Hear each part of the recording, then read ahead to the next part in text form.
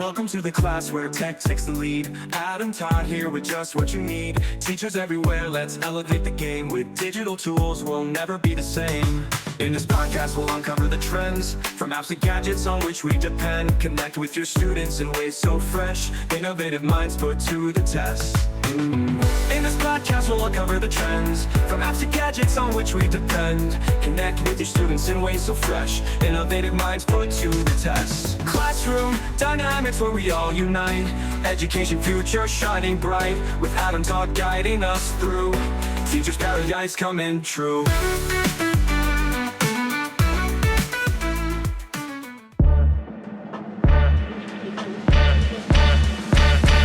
Classroom Dynamics is supported by Logitech. As education continues to evolve, so does Logitech Education, your partner in content creation for the classroom.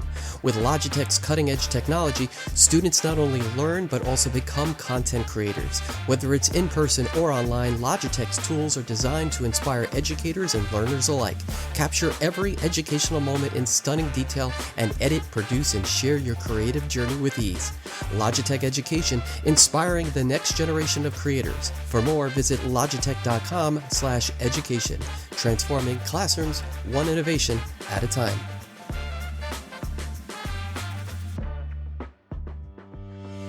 Welcome to Classroom Dynamics, the podcast where we get into the exciting world of technology and education. Hi everybody, I'm your host Adam Todd, and on the show today, we have a truly special guest joining us. We're honored to be speaking with Maryanne Wolf, a cognitive neuroscientist and the director of the Center for Dyslexia, Diverse Learners, and Social Justice at UCLA. You might also know her as the author of Reader Come Home, The Reading Brain in a Digital World. Maryanne's work is at the intersection of science, education, and social justice, and she's one of the most influential voices in understanding how we learn to read. Her contributions to the science of reading extend far beyond the typical focus on phonics and phonemes, touching on a broader comprehension of literacy. From her groundbreaking research on dyslexia to the development of the RAVO program, an innovative intervention that helps struggling readers, her impact is far-reaching. We'll also explore how our reading brains adapt in the digital age and how screens, ebooks, and print are changing the way we process information and what that means for the future of literacy. So whether you're an educator, a parent, or just passionate about reading, this is an episode you don't want to miss. And it's all next on Classroom Dynamics. So don't go anywhere. We'll be right back. Teachers, are you looking for resources that spark creativity and inspire learning? Look no further than Highly Motivated on Teachers Pay Teachers. From comprehensive lesson plans and interactive lab books to engaging informational test prep passages, Highly Motivated has everything you need to keep your students motivated and excited to learn. Whether it's a quick activity or a full unit, these resources are designed to save you time and help students succeed. Highly Motivated, motivating teaching resources that engage and inspire. Search Highly Motivated on Teachers Pay Teachers today. She's the director of the Center for Dyslexia, Diverse Learners, and Social Justice at UCLA, and she's here to discuss the science of reading, the impact of digital culture on our own reading brains, and her innovative approaches to supporting struggling readers. It is my pleasure to welcome Maryanne Wolf to Classroom Dynamics. Welcome to the show. I am so glad you are here to discuss such an amazing and interesting topic. Thank you so much, Adam. And it's a pleasure to be speaking to someone who represents teachers of New York City. I can't say it makes my heart soar to think that you and I together, just in an hour or so, can get some of this information that we are, as researchers, trying to get not only to researchers, but to the teachers who are doing the work with our children. But I have to tell you a little joke, or it's a slight joke on me. Yesterday, I did an NPR broadcast with Colin McEnroe. And he introduced me, and I just love this. I have to introduce myself. He said, she is a little the LeBron James of reading. I've never been introduced like that. And so I have to tell your audiences, because my son lives in New York City and I want him to hear this. That's great. That's great. Well, listen, this is going to be such an informative discussion. I'm so interested to hear what you have to say about such an important topic that's really taken the education world by storm. So let's just start with this. When did you know that you would make reading your life's work? When was that moment that it just clicked and said, this is what I have to do? Adam, it's a rather odd odyssey for me, because I was actually finishing a second degree in English literature, going to go on to do a PhD. But in between, I said, I want to give back to the country in some way before I become that specialist in Rilke's poetry. That was my goal. And so I did a Peace Corps-like stint in what was supposed to be a Native American reservation, but at the last minute, they switched me to Hawaii. I was Ooh. so embarrassed. What political cachet do you have for teaching in Hawaii? Or so I thought. Right. The reality was I was sent to one of the most rural places where the school and the teachers, everything had fallen apart. And I had probably between 8 and 10 languages and cultures in my classroom. Hawaiian Pidgin was the only thing people had in common. And I had the most important awakening in my professional life when I realized that at the end of a glorious year of teaching, in which I fell in love with my students and they fell in love with me, and together we fell in love with stories and reading and literature. But I failed to teach at least 10, 20% of the kids I taught, at least that. That is only the beginning of my insight. By the end of the year, so many of my students I got to know as families. And these families had looked to the school as the opportunity to change the lives of their children. And those lives of the families were that of largely indentured servants. It was an extreme example of what poverty does in a family, but I got to know especially the plantation families, the sugar, the pineapple plantation workers, many from the Philippines and other places around the Pacific. But the awakening, the real awakening, was the realization that if I could not help these children become literate, true readers, I was going to, in fact, continue the cycle of poverty in their lives. So literacy changed my life at that moment. I left English literature in a formal way and began what was basically at the Harvard Reading Lab, a completely different introduction to what reading was. That led me to study the reading brain.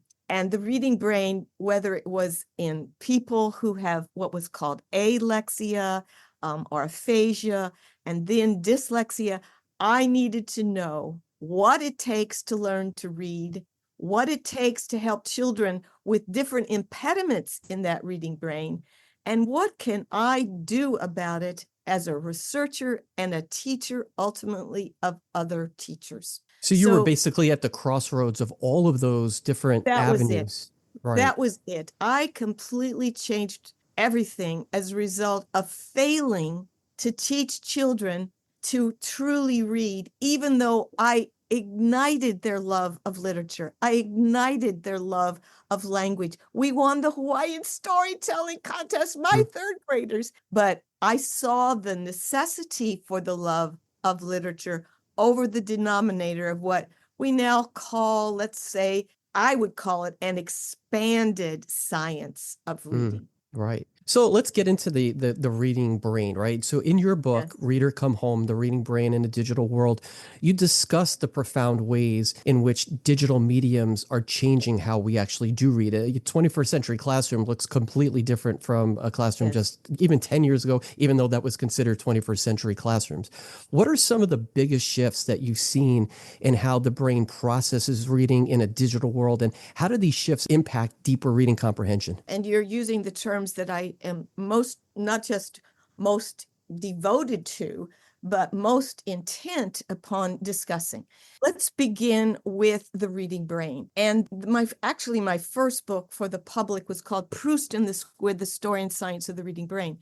And that book, writing that book, was my way of actually helping people understand that the reading brain doesn't exist. It is created, that there are no genes, there are no areas in the brain that are just for reading. Reading is an invention. Now, the importance for, and I will come to your question in a somewhat long way, but I will be addressing it by saying what we do with new inventions is create new circuits that connect other circuits that do exist. So we have the visual circuits, which is beautifully complex.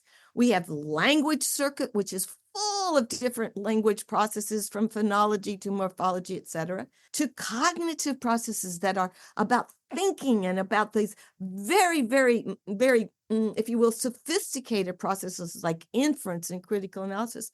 We have motoric processes and we have affective processes. What the reading brain is an ability that reflects an ability of a design principle that we have to create new circuits for new inventions. Now, that's premise one.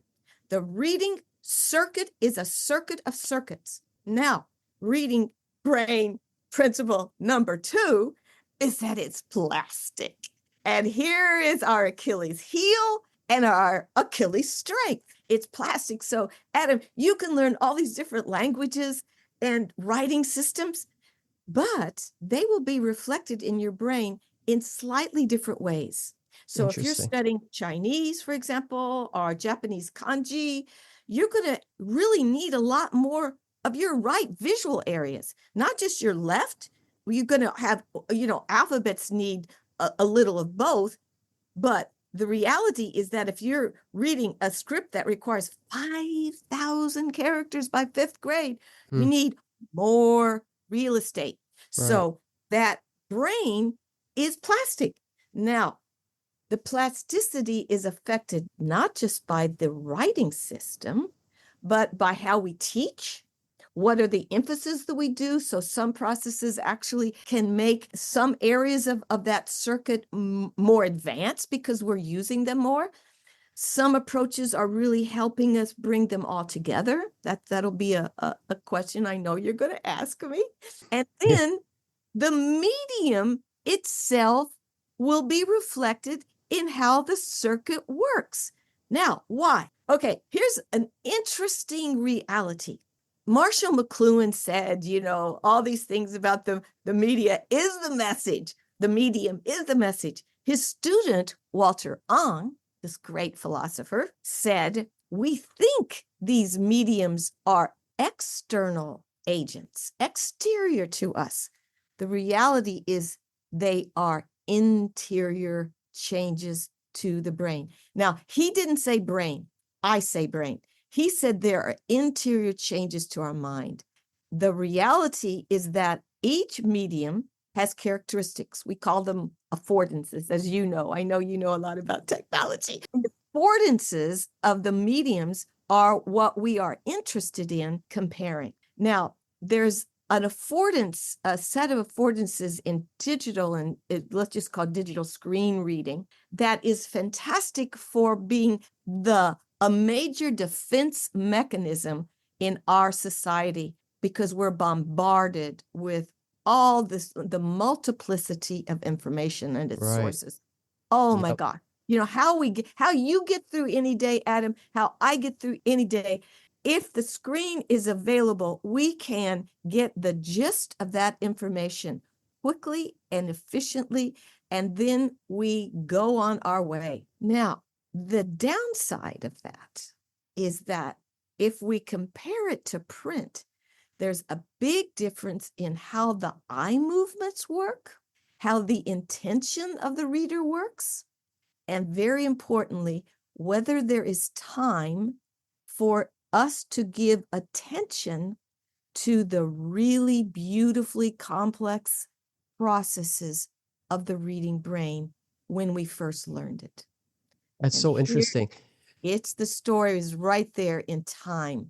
The time it takes to build a reading brain takes years. How we use it is being changed by each medium in different ways. We have a lot of evidence I can tell you about. Does that then flip around to students who are ENL students who are going from, say, like you said, Japanese to English?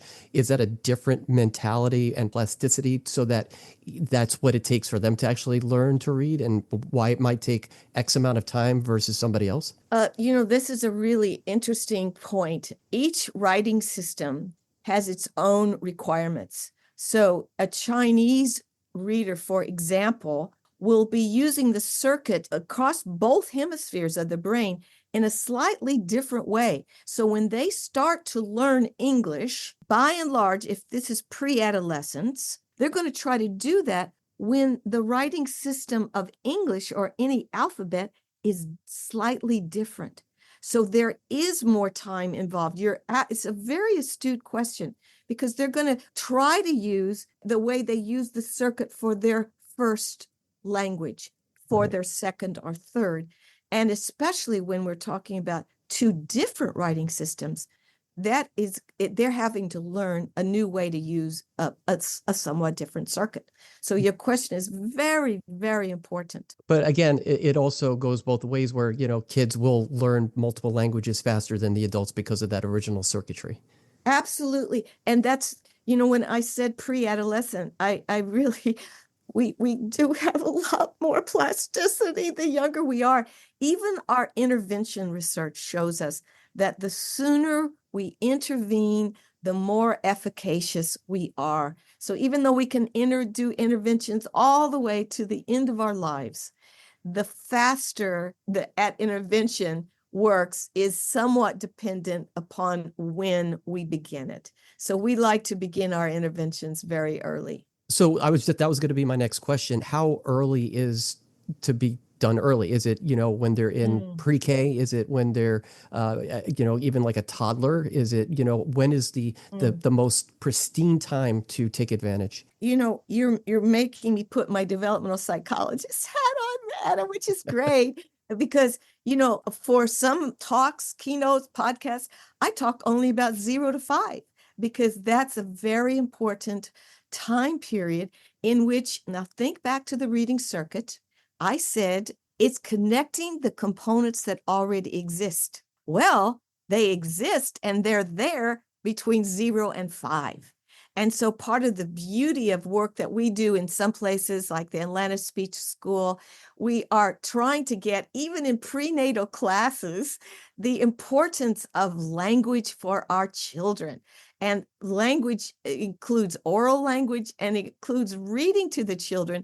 As soon as you can put them in your lap, they are hearing the sounds, the phonemes of our language, and they are then, over this 0 to 5 period, learning the conventions of print. So we work with Reach Out and Read, the pediatricians, to give at well visits age-appropriate books for the parent to read to the child. And we have, I would say my colleagues in Cincinnati have this immense database that shows the kids who were in the Reach Out and Read programs and have their parents, especially in impoverished areas where we want to really know if this works. The kids who have parents who read to them every night have more activation in both expressive and receptive language areas.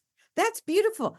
So it's like, read to your child, speak to your child, sing to your child. Singing is another thing. Music is fantastic. It's giving all kinds of things, not just melody, which is beautiful for prosody, but rhythm, which is really important for getting a hold on how the phonemes, the sounds in words work together, and how words work together in sentences, and words and sentences in stories. Rhythm is actually helping predict who's going to have some of those phonological strengths or weaknesses. So, Right. but that's another place, if you will, to Yeah. go. But what I would say is that the end of the 0 to 5 period, and I'm moving to your pristine, is that, let's say we've ideally worked on all those things and the kids are ready, set to go.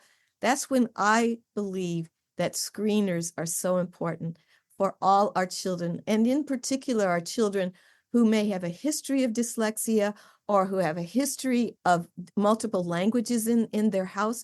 We want to know what is the profile of strengths and weaknesses.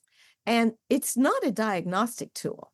And I don't want people to think that we're diagnosing at 5 or 6 in California. And I know various states have their mandates for screeners, but we see that information. And we do studies on multilingual children as well as children who are just in the most typical environment without thinking about, oh, we're really studying multilingual. We've done both.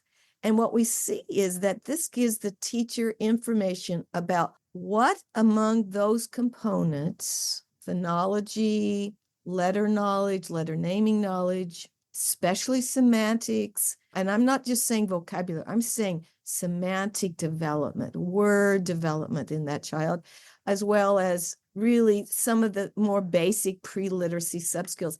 We want to know who needs what and who's strong in what. And when we have that information, we have our best shot in first grade. I've now answered your question. In first grade, to intervene in as much of a differential way as we can, because there are real differences in our children. And there are many more differences in dyslexia. I know we're working with Windward School, for example. We're working with a school in Brooklyn to really understand how can we use those screeners with our interventions for children as soon as we can to give them their best shot at skipping, and I'm really using this word, skipping the social emotional detritus that comes when you can't learn to read and everybody else does. We want to give Let our me ask you a question, though. Let me ask you a question. Yeah. I don't mean to interrupt. Oh, no, So please. whenever you go out to a restaurant, and I don't know if you'll know the answer to this, I'm just really curious as to what your thoughts are on it. You go out to a restaurant and obviously, sometimes you can't find a babysitter and you'll see parents hand over their Yes, phone the to the kids, iPad. right? Right, exactly. And I understand that they're doing that at the moment because they would kind of like a 30-minute peace and quiet dinner, Yes, of time course. and they want to go out a little bit and do that, and maybe they can't recently because they have a youngster at home. Is there any research that correlates dyslexia with too much screen time at that age, or is it something that it has no effect at all? Like, what are your thoughts on that? Gosh, Adam, this is a very big question. And I have to give you a very sober, I like to bring humor to everything. And I don't even want to joke about this because it's so tough an issue for parents who are overburdened, have little leisure time of their own, and how simple it is to absolutely use that iPad as a babysitter that's very inexpensive and very effective. Right. The reality, however, and You this said, is where and you said it, you just nailed it right on the head. Very effective, right? it's Very very effective. effective. It attends the attentional mechanism in a young child has almost no inhibitory system. It can't stop the novelty that's coming at them, which leads to being hyperstimulated and in need over time, in need of this constant stimulation. JAMA, Journal of American Medical Association, published an article, you may have already seen it this year, that it was very, talk about sobering, very sobering, that even digital exposure between 0 and 1 has effects on language development areas. Hmm. In other words, even though the bigger studies, like the Singapore study, go from 0 to 8, and this will be an answer to your question, 0 to 8, the more digital exposure in those first 8 years, the less developed the kind of activating attention system. It's based on distraction, and that has an effect on academic performance. So 0 to 8, the more digital exposure, the less developed in ideal ways is the attentional system, and the worse the academic performance. This is really absolutely necessary for parents to know. I am not saying that there should be this almost hierarchical decision by parents to say, no, no print or no technology. This is not a binary. It is a necessity for us to make technology neither a reward. Oh, if you do this, I give you, you get an extra 30 minutes on your iPad, or you get an extra show, or you get an extra app.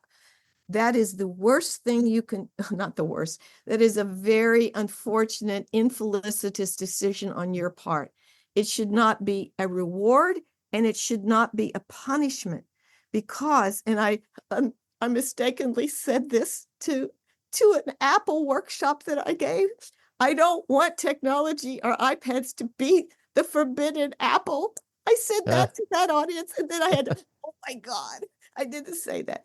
But the reality is, we don't want it to be a reward. We don't want it to be a punishment. We want our children not to feel that they can't have what everybody else has, but we need absolute guardrails on the amount of time and what they are involved in.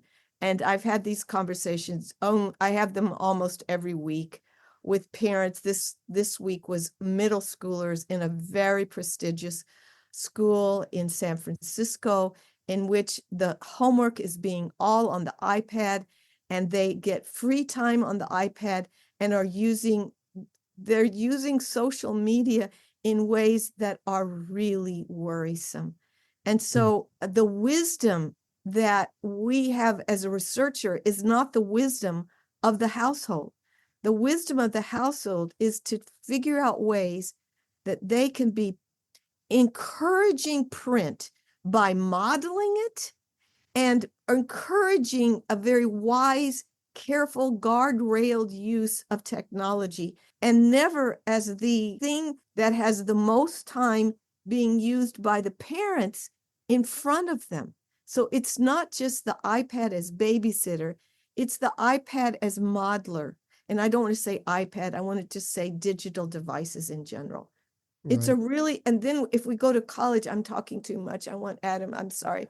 I'll just say It's one okay. No, last thing. hey, no, what you're hitting on really important, topics that are coming up all over the place. This is nothing that's, because let's face it, right?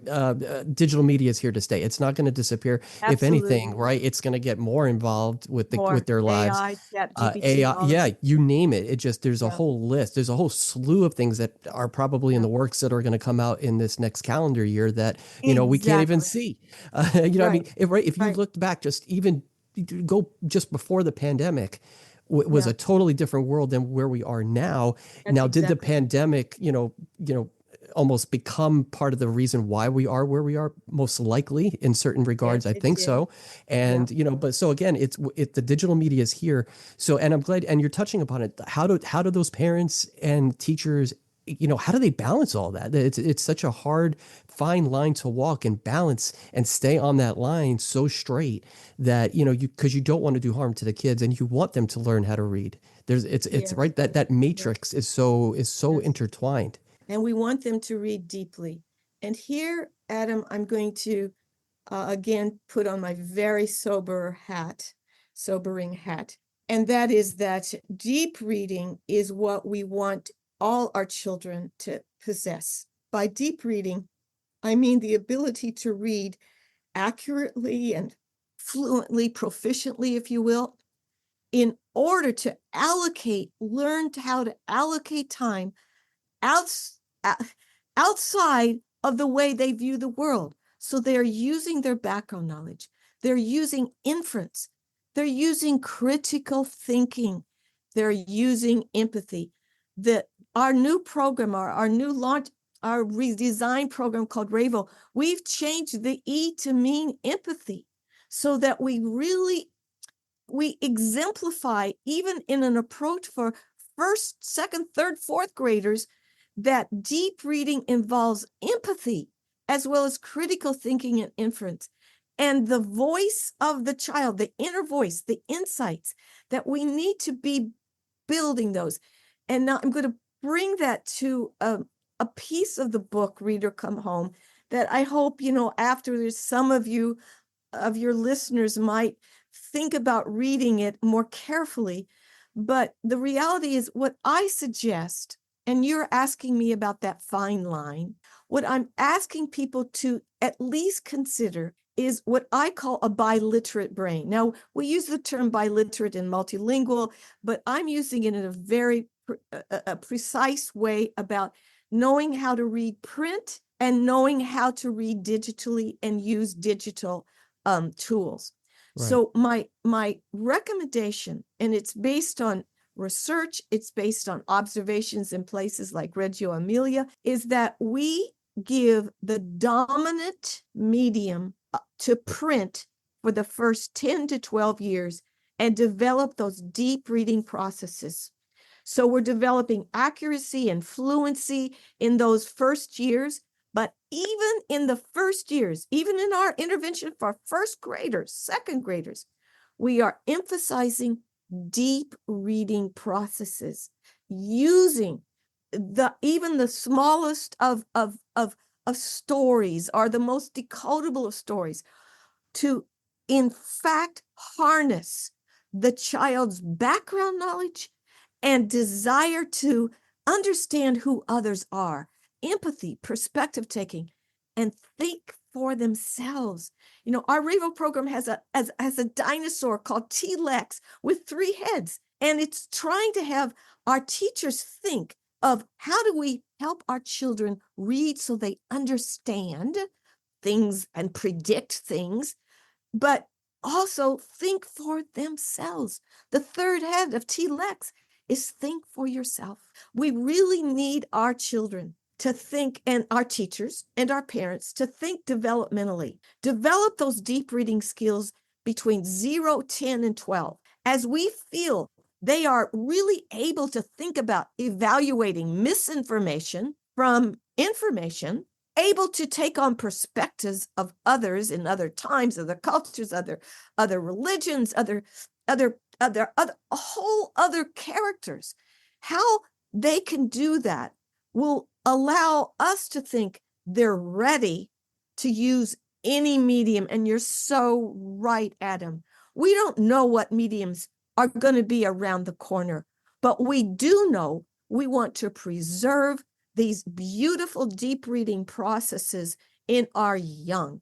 And so 0 to 10 or 12, I want print to dominate. Now, we have to be print wise and digital wise.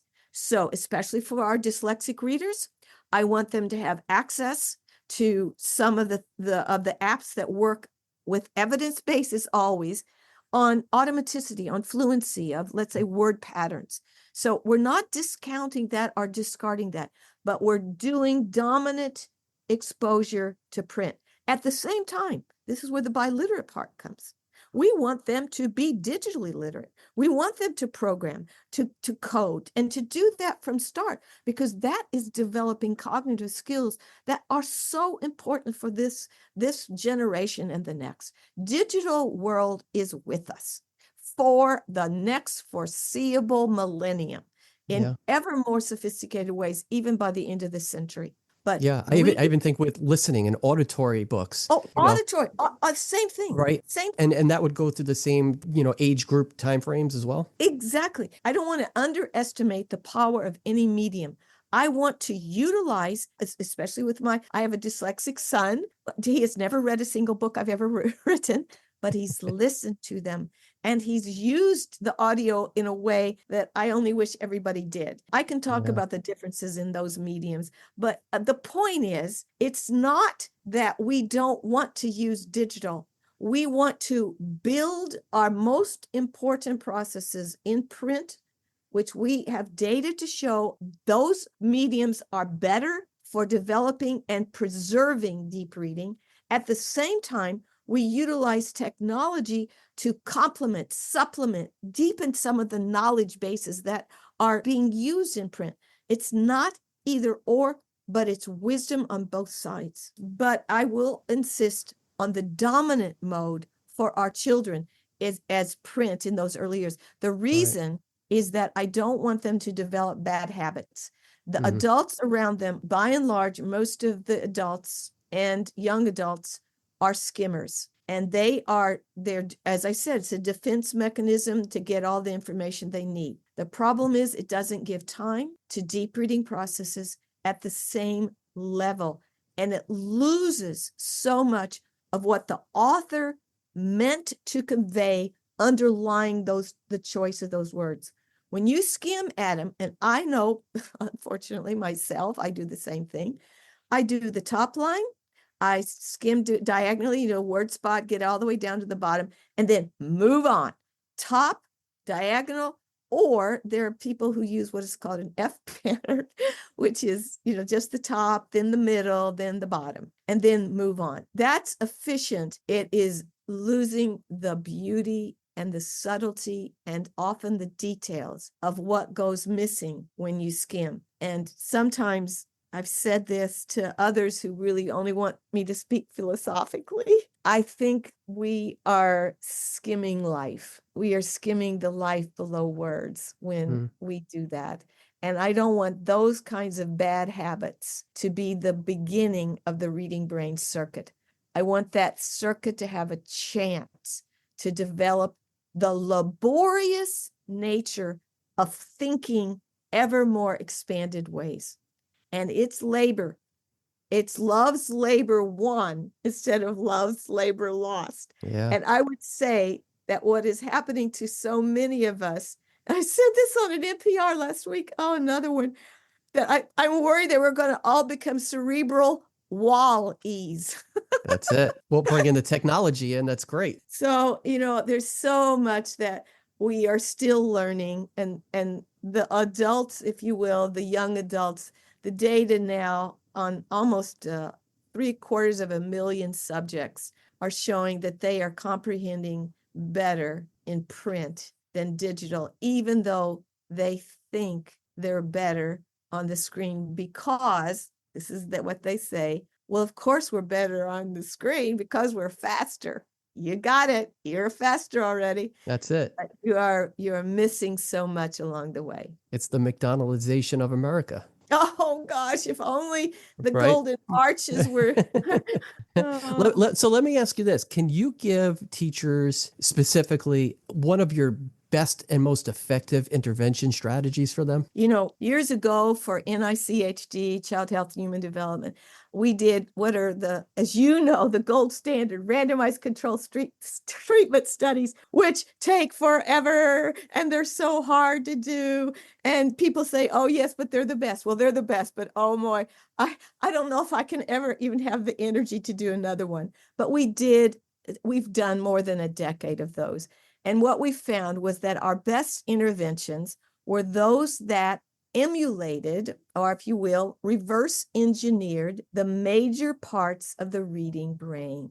So the program that we call these multi-componental or multi-component interventions. And we created one that we now have completely redesigned, not ironically, but intentionally, to have a biliterate brain as the goal. So RAVO, and I said the E stands for empathy. RAVO is our effort to bring an expanded science of reading to bear on how the kids are going to learn accurately and fluently and understand how English, especially English, works. And that means there's a lot of emphasis on meaning, on syntax, grammar, on more morphemes, these little endings that enhance fluency. So when we talk about multi-components, we use the term POSSUM. And this is what I want to tell your teachers. POSSUM is an acronym for how, in our RAVO intervention, but they can be thinking whatever they're doing, we put together good phonics, good phonology, phoneme awareness, with an understanding of the common English language letter patterns. How do we put those together? At the same time, we include the knowledge of how words form their own little tiny networks. And those networks are bigger and more connected than teachers were ever taught. So when we teach RAVO, we begin actually with the elicitation of meanings around words. And we want the kids to tell us what they know. We want their oral language being elicited. So when we introduce the word bat, we want to know what they know about bat. And boy, you can't believe we thought we had everything, we have image cards of all the, the bat that flies, the bat that you hold, and the verb bat. And then a first grader said, "What about this kind of bat?" And batted his eyelashes. Oh, A wow. first grader, a first grader. Yeah. And so you want to understand that when you teach multi-component, you are teaching not just phonics. The science of reading goes well beyond phonics. I need you to know that. But it includes the letter patterns, the morphemes that make up words. English is morphophonemic. It's not just phonemic, it's morphophonemic. The meanings and the semantic uses. And then this is another thing to teach our teachers in their schools, in the schools of education. These are the real foundational skills. It's not just learning grapheme, phoneme, correspondence rules. That's a piece, it's essential, but it has to be connected to the meanings, the uses, and the way morphemes change those words and then are used in sentences. So we talk about elbow room because a lot of our teachers have never heard of the science of reading, or when they hear about it, they are really worried and feeling disenfranchised because they haven't been taught that. Well, there's all this room in the world to learn about those foundational skills and their connection to connected text and stories. So elbow room, beginning, learn all that science of reading, work on the expanded foundational skills, their connection to fluency. This has to be fluent. This has to be automatic and connected to story. And then as these become automatic and always connected, this elbow switch and deep reading processes become the major foci. They're still connected in the very beginning, always connect to stories, always, always, always. But then as time goes by, deep reading, background knowledge, inference, empathy, perspective taking, critical analysis, insights, those predominate, but never stopping the work on developing meaning, developing syntax, developing fluency, developing multisyllabic words and those patterns over time. So this is what I suggest to your teachers. And I'll send you the elbow room paper. Definitely. The Shanker Institute is going to make a white paper out of it, Adam. But I will send that to you. You can have a draft. Definitely. Let me ask you this then. So let's now connect that to dyslexia. So how does the RAVO program combine all the necessary skills in order to help children, particularly who are, suffering with dyslexia, and then learn how to read? But before you answer that, we do have to take a quick break. But when we come back, we'll talk more with Maryanne Wolf and how her newly redesigned RAVO program can help sharpen the necessary skills that students can navigate both traditional reading and digital reading in a 21st century world. We'll be right back in just 30 seconds.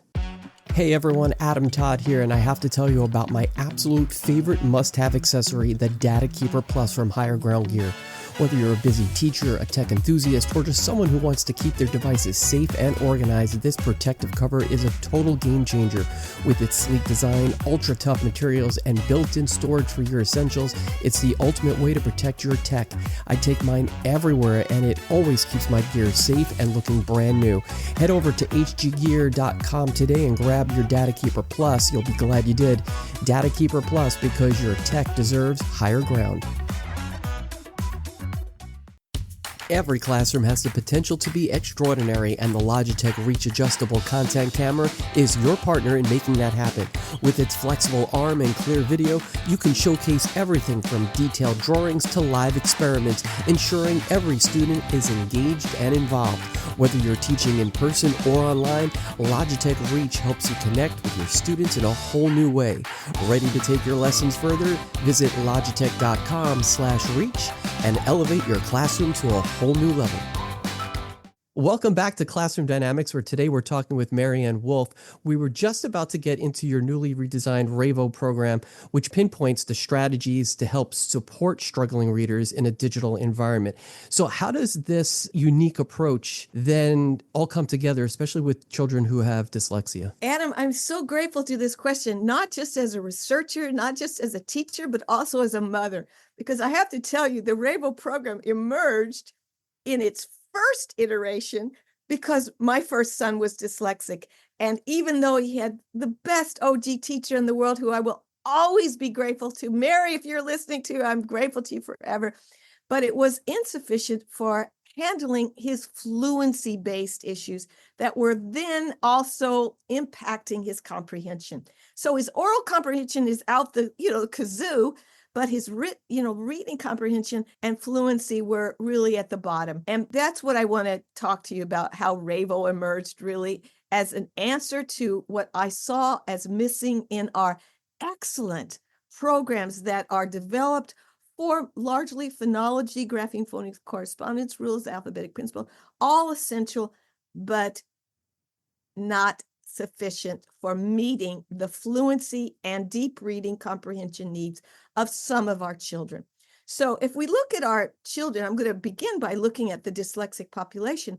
It's not one thing. Anybody who's been in a classroom, anybody who's been in a clinic knows there's heterogeneity in our dyslexia.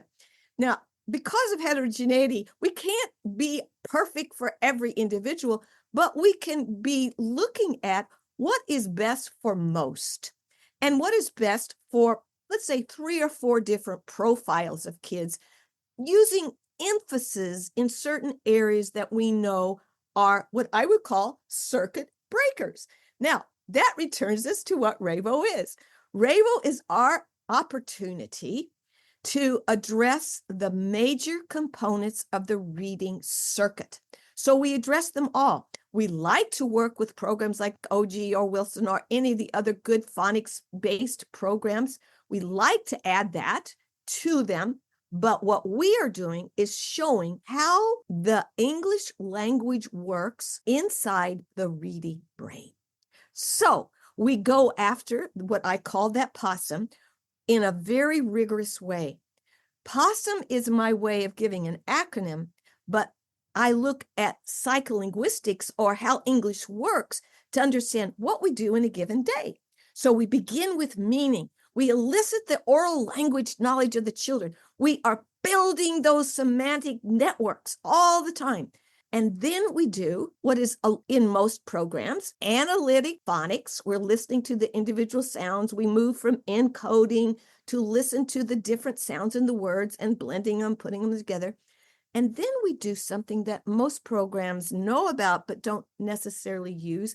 And that's, we look at synthetic phonics. And that's when we change that word so that the child's eye is looking for the rhyme pattern first. Whatever that rhyme person, it gives them a central unit. And then we teach them to jam the rhyme. And I have to tell you, we have all these beautiful little characters.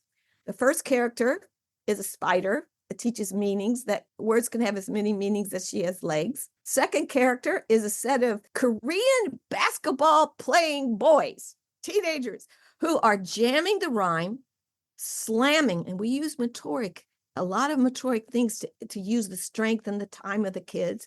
We slam an onset onto it, and then the kids learn to dunk the word, which is blending. So they're looking for the rhyme, they're looking for the onset, they're slamming them together and dunking the word. Okay, so we're moving from meaning to analytic to synthetic phonics, and then we really add the magic sauce of fluency. Fluency is so important, and morphemes are the unfortunately neglected aspect of the written language. We've done such a good job of looking at phonemes, but most people never have a linguistic course in which they learn that English is actually morphophonemic. That's why the spelling is a mess in English, to one way of looking at it, or very intentional because it puts morphemes together with meaning units. The spelling is the victim of being a morphophonemic language. But okay, so let's just put it this way. We go through phonology, orthography, morphology, beginning with semantics, but we end with syntax. Why? We want to teach them how words work inside sentences. So the minute we're doing all this possum, we then actually implement it in stories. And this is the most fun that I've had as an ex-English major, to write minute stories, decodable minute stories. But the plot thickens. The original Ravo didn't have any of the research in between on the heterogeneity of our dyslexic population.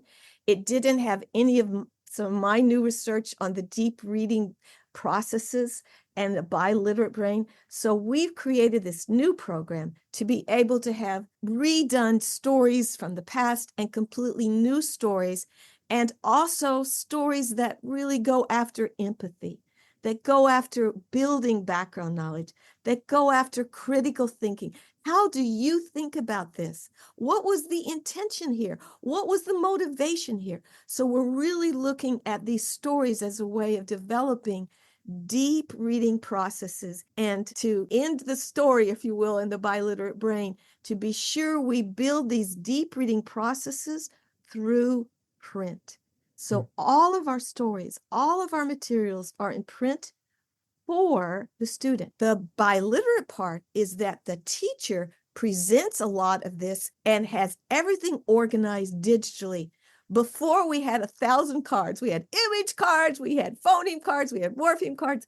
Everything now is on a digital portal, so the teacher can look at every single day, have everything organized, and then complement some of the work that is in the print with some digital work.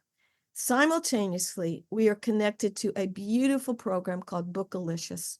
So we're building a, if you will, a library of Ravo-type words, but the words then, let's say bat, we would have stories about bats that they could then pursue through Bookalicious, and those are connected to libraries. And so whatever nearest library, Bookalicious helps the child get it, or if they want it purchased for the classroom or purchased for the home, it's there.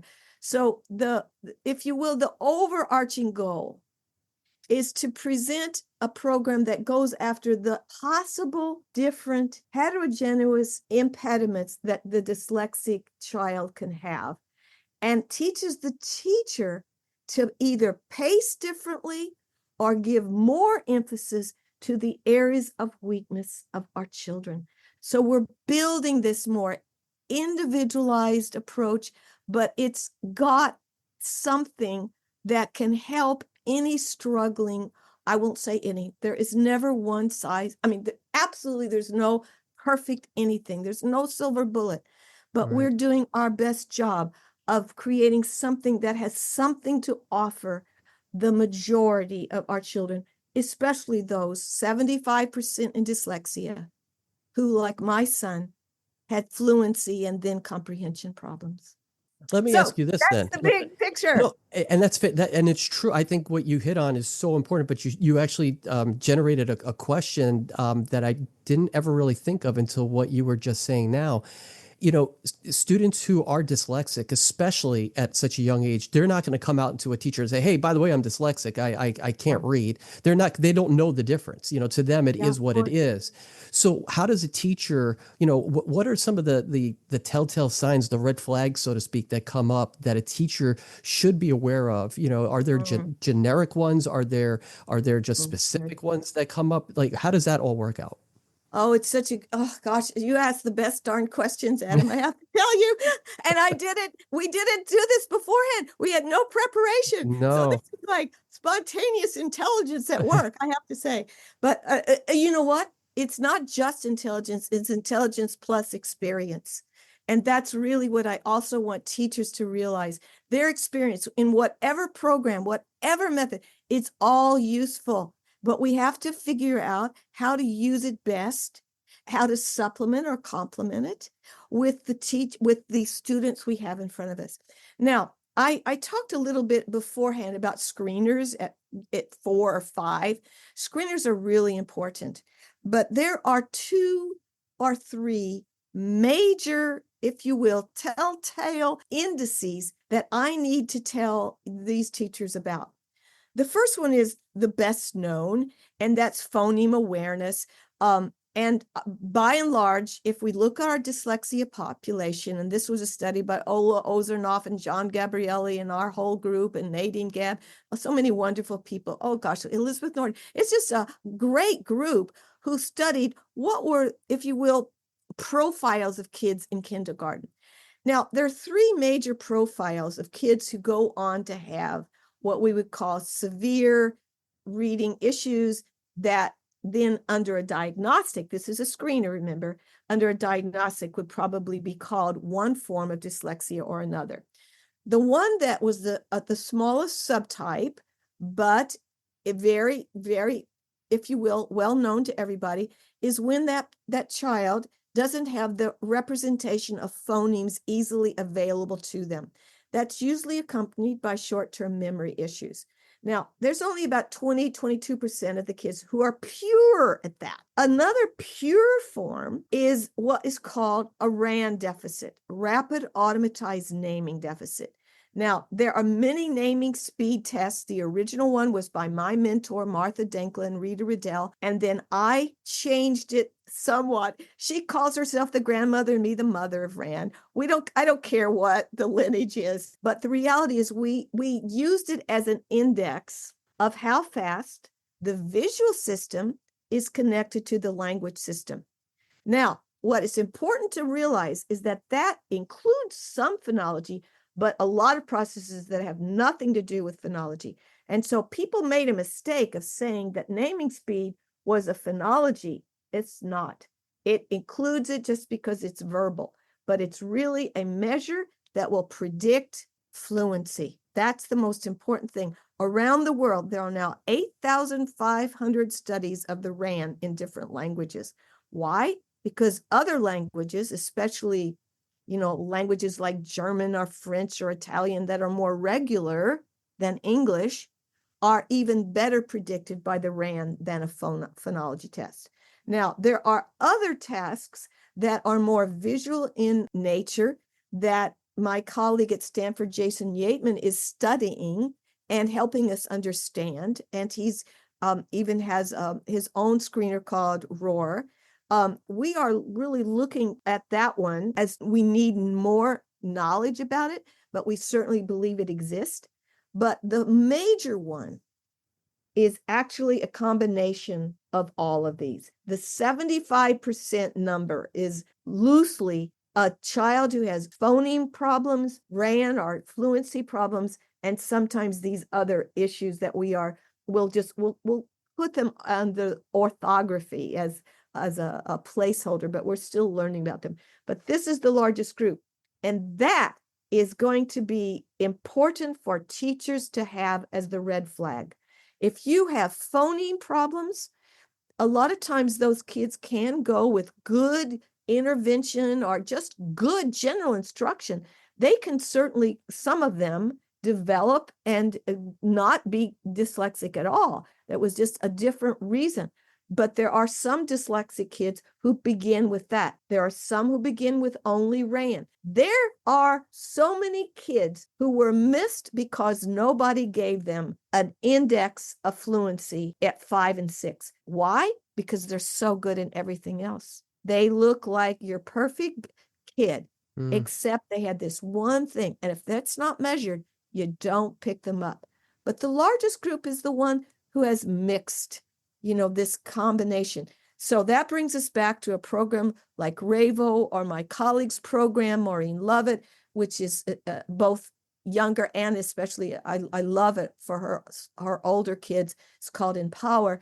And we did all this NICHD work to show that when you do these kinds of programs, multi-component, you are doing better than if you are doing a straight phonics program, which is in turn better than most generic classrooms. So what NICHD wants to know is, what's your good classroom? What is your good, whether it's OG or Wilson or any of these really good phonics type programs? What if you add multi-component? And this is what we see here, here, here. So the multi-component programs are probably doing somewhat better than your just straight phonics. We always have phonics in a multi-component. There's never without, never, never, never.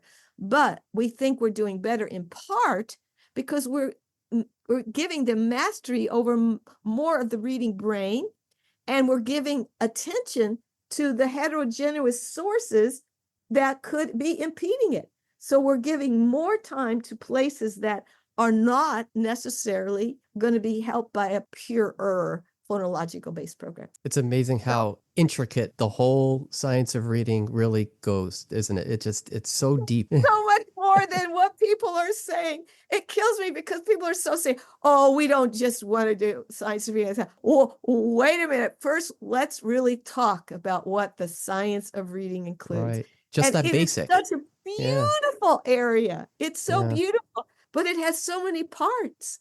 So many Yeah. parts. Each thing that we talked about has areas that we can work on with our children in a very exciting way. I mean, we make characters for everything because they're visual mnemonics, like the T-Lex, three-headed dinosaur. Yeah. The kids love, or they'll say, Ms. Mim is a spider. Oh, because this is New York City, I will do a full disclosure. Ms. Mim was modeled on Bette Midler. Oh, that's funny. Because I want, she's the divine Ms. Mim. Yeah. So we call her Ms. Mim. That's funny. Forgive me, mea culpa, Bette Midler. I'm sure you'll never hear this, but anyway, that's where it came from. Well, listen, it is clear that your work offers invaluable insights into how we read and how we could better support diverse learners in a digital age, because that's where we are. Your research on the science of reading reminds us that literacy not only is just about decoding those words, but it's also about nurturing deeper understanding and engagement with the important balance of a 21st century world that they're, experiencing every single day. So thank you for sharing your insight and your expertise with us. Before we go, tell everyone where they can go to find out more about you, Reader Come Home, and the work that you're doing. Oh, thank you. So you can just write me, Maryanne, at nidolearning.com if you want, or Nido Learning is Nido. And those of you who've been to Reggio Emilia, it comes out of there because Nido means nest, and we want to build reading nests. So Nido, Nido Learning. And Reader Come Home, gosh, I wish you could just order it from your bookstore. As much as I know we like immediacy, I want to support bookstores everywhere. I'm glad you said that. And we'll have all that information in the show notes. And I'll give you elbow room. Oh, no, yes, definitely. I want to definitely look at that. For those of you who have been listening, thank you so much for tuning in today. And make sure that you share what you've learned or any takeaways or reflections that you've had, and tag us on X at Class Dynamics or Instagram at Classroom Dynamics Podcast. We always look forward to hearing your thoughts on our episodes and sharing the different ways in which you're using what you've learned. You can also help support Classroom Dynamics with as little as $3 a month at classroomdynamicspodcast.buzzsprout.com. Once again, I'd like to thank Maryanne Wolf for joining us today on Classroom Dynamics. It has been such a pleasure. I learned a ton, and I can't wait for this episode to come out. I think teachers everywhere are going to take a lot of what you said to heart and really put it into practice. So thank you. Thank you. And my last word, Adam, is to thank you and thank teachers everywhere. You are the guardians of our culture. We couldn't be more grateful to you, especially in this season. Thank you. Thank you. Thank you so much. And that brings us to the end of this episode of Classroom Dynamics, where knowledge and inspiration meets innovation. I hope you've enjoyed today's discussion and found it both insightful and uplifting. As always, my goal is to provide you with practical strategies, engaging stories, and powerful insights that can fuel your motivation as an educator. I believe when knowledge and inspiration do come together, incredible things can happen in your classroom. And for all of you who think it's too late to strengthen your craft, I challenge you to make it your mission to do so. You've worked hard to get to where you are today, and it's never too late to infuse new life into your work. So why not make today that day to do so? I'm Adam Todd, and you've been listening to Classroom Dynamics, a teacher podcast. You can follow Classroom Dynamics on X at Class Dynamics and on Instagram at Classroom Dynamics Podcast. If you haven't already, go to Apple Podcasts and subscribe, rate, and review this podcast. We'll be back soon with more captivating conversations, inspiring stories, and strategies that you can implement into your everyday routines. Until then, keep igniting that spark in your classroom and never stop believing in the incredible impact that you have as an educator. You're more powerful and inspirational than you think.